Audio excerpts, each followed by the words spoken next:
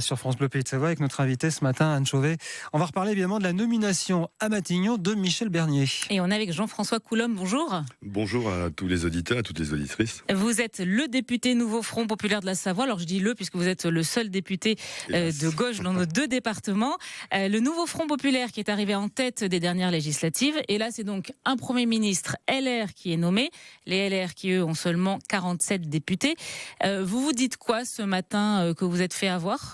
Moi je pense que ceux qui se sont fait avoir, surtout, c'est les électrices et les électeurs qui nous écoutent, puisque alors que le Nouveau Front Populaire est arrivé en tête en termes de bloc et de projet politique avec son programme du Nouveau Front Populaire, eh bien à la surprise générale, c'est un Premier ministre qui sera issu des rangs d'un parti, les Républicains, qui a fait pratiquement la moitié du nombre de députés que ce qu'a fait la France Insoumise ou le Parti Socialiste, et c'est parmi ces rangs que Macron a nommé un Premier ministre qui n'a pas été choisi par Macron, qui a été choisi par Marine Le Pen, car il ne faut pas douter un seul instant que c'est Marine Le Pen et le Rassemblement National qui ont choisi le Premier ministre des Françaises et des Français. Est-ce que vous n'avez pas des regrets là ce matin ? Parce que si le Nouveau Front Populaire n'avait pas mis son veto sur Bernard Cazeneuve, vous auriez aujourd'hui un Premier ministre de gauche.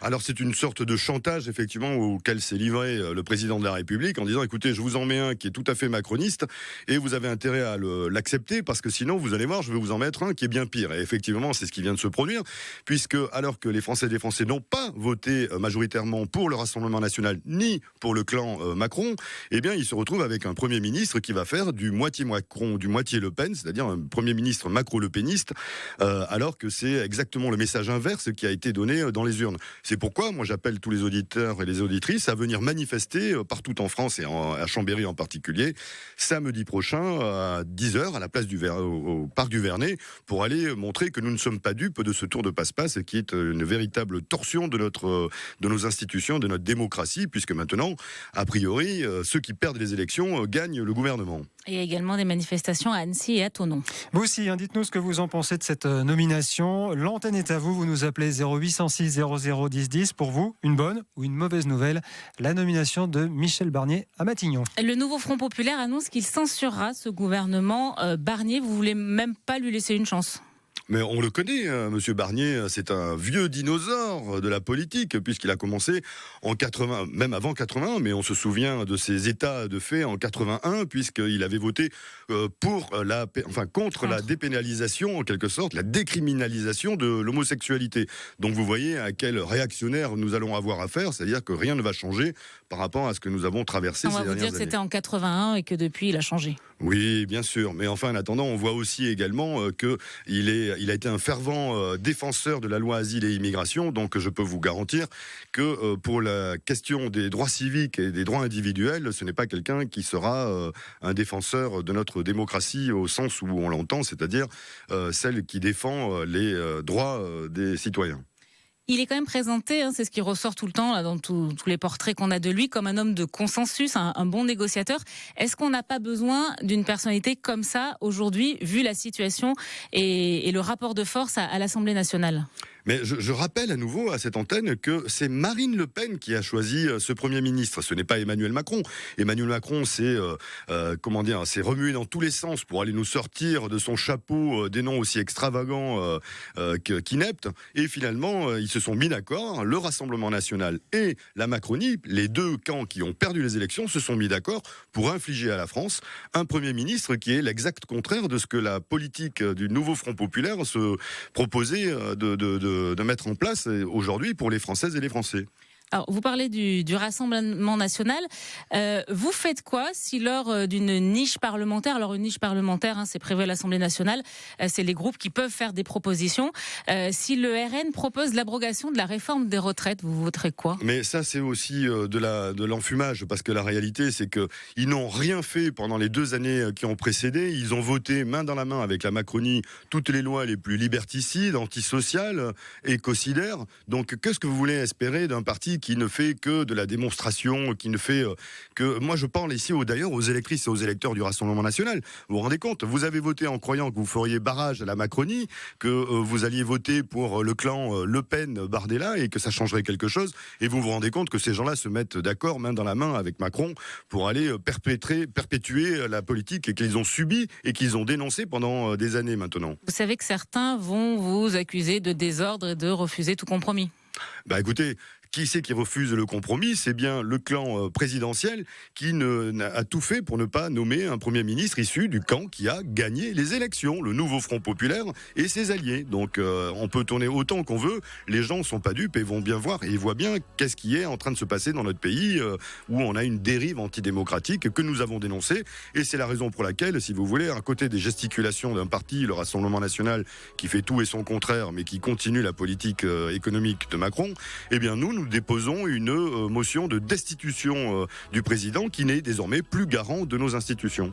Une motion qui a très peu de chances d'aboutir, puisqu'il faut également que le Sénat ne préjugeons jamais, parce que vous savez, on a des surprises dans cet hémicycle, on l'a vu au cours des 7 années écoulées, et là, si vous voulez, j'invite tous les auditeurs et les auditrices à aller sur le site macron-destitution.fr et de signer cette pétition pour justement apporter l'énergie nécessaire à faire aboutir cette destitution légitime. Jean-François Coulombe, merci, député du nouveau Front Populaire de la Savoie. Vous restez avec nous, on va accueillir les auditeurs. Absolument, vous nous appelez dès maintenant 0806 00 10 10. Et c'est Jean-Luc qui est avec nous, Jean-Luc d'Éton. Bonjour Jean-Luc. Bonjour Jean-Luc. Bonjour. Bonjour à tous. A priori, Jean-Luc, vous n'êtes pas tout à fait d'accord avec notre invité, vous, ce matin. Ah non, je suis pas d'accord du tout. Je suis même atterré. Alors bonjour. Alors aujourd'hui, pour vous dire tout, je suis en vacances et je suis plutôt détendu, voyez-vous. Et j'entends de tels propos qui attisent la haine, alors qu'il y a des chances qui avaient été proposées juste avant d'avoir ce Savoyard qui soit proposé à la place de Premier ministre, qui avait été proposé pour être des gens consensuels, et tout le monde a vu, s'est mis droit debout en refusant, parce que targuant que c'était son propre camp qui avait gagné. Mais ce que je vous avais déjà dit une fois, et ce que je répète encore aujourd'hui, personne n'a gagné, mais tout le monde a perdu dans cette histoire. Parce que il faut pas qu'on oublie que les gens qui ont voté lors de la dissolution de l'Assemblée nationale n'ont pas voté pour un camp, ils ont voté contre le Rassemblement national.